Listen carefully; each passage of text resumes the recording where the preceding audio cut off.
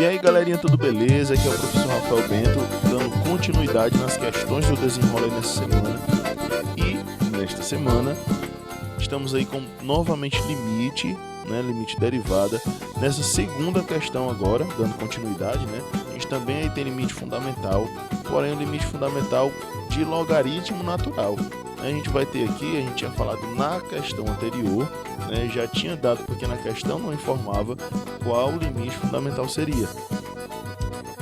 Já aqui na segunda questão, ela já nos informa, né? Tá aqui o limite fundamental, qual é. Já vamos colocar aqui o item A e o item B, né? Não vamos pôr sempre porque você vai precisar de uma regrinha diferente, certo? Então aqui no item A, vamos fazer o seguinte, ó.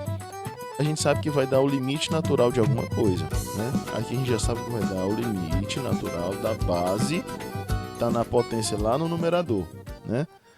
Só que a gente precisa saber quem é esse A. Em cada um a gente precisa saber quem é o A, né? O expoente é o H, aqui no denominador é H, e quando o H tende a zero, a gente vai ter essa forminha aqui, ó. Então aqui a gente tem o X, tem aqui o X aqui, beleza. Mas quem é o A nesse caso, né? Vamos pegar aqui, ó, separar a base do expoente, só para vocês terem uma ideia de quem que é quem aí, né? Então aqui é o seguinte, a gente vai ter, ó, a base, a nossa constante aqui, ó. E agora, como que vai ser isso daí, né? Achamos a constante, então traz para o logaritmo natural aqui, ó, né? Pela propriedade do logaritmo, ó, quando tem um expoente, o expoente vem para cá, virando um produto. O logaritmando e a base são os mesmos valores. Isso aqui quer dizer o quê? É 1, ou seja, 2 vezes 1, 2. Achamos a resposta do nosso item A. No item B, né, aqui é bem mais simples. Quem que vai ser a base? Aí, tá aqui, ó, constante é o 5, né? Expoente, beleza. Então, aqui vai ser bem mais fácil. Logaritmo natural, quem é a constante, que está lá na base, é 5. Então, bem simples mesmo. Vamos só separar aqui e deixar no cantinho para a gente ir para o nosso item C. Vocês podem até estranhar um pouco, mas é um nome que vocês talvez nunca mais esqueçam, né? É a regra do hospital. Como assim? O menino ficou doente, né? Levou um acidente? Não. A regra do hospital, eu leio dessa forma, né? É L hospital. L, aí tem o hífenzinho e tem o hospital na frente, né?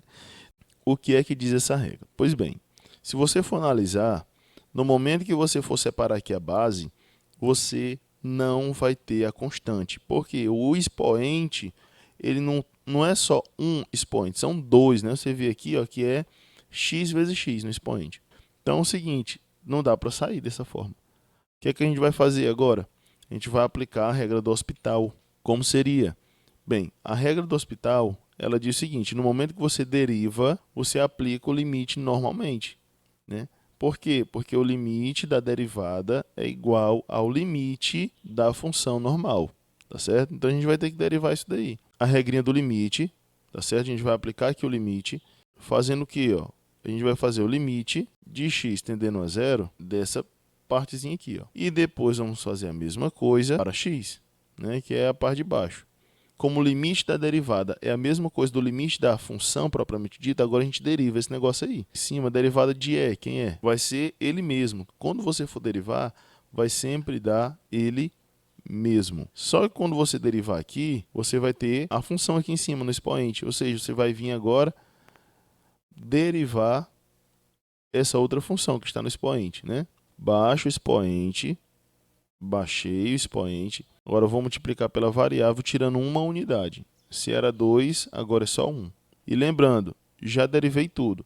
Quem é a derivada de menos 1? 1 é uma constante. E a derivada da constante é zero. Então nem precisa fazer. Então aqui a gente vai ter, ó, o limite de x continuando tendendo a zero, porque ele diz que é a mesma coisa, né?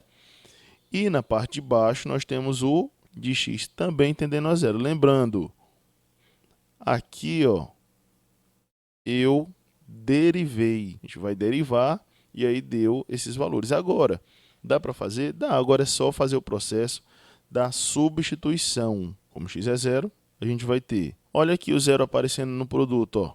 Embora aqui nessa parte a gente dê 1, né? Porque o expoente, qualquer número elevado a zero é 1, mas como ele está multiplicando por zero aqui, no final das contas, a gente vai ter que o valor do nosso limite é 0.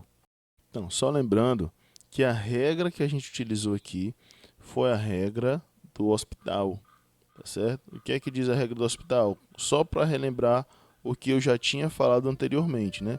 Quando você tem o limite de funções, o valor que vai dar vai ser a mesma coisa como se eu estivesse calculando o limite da derivada dessas funções, tá certo? Ó, só aumentar aqui, ó, aquele símbolozinho que a gente coloca quando a gente está representando a derivada da função. Então a gente tem aqui a função de f de a e aqui a derivada de f de a. A mesma coisa no g aqui embaixo, tá certo? Então sempre a mesma coisa. Você derivar uma função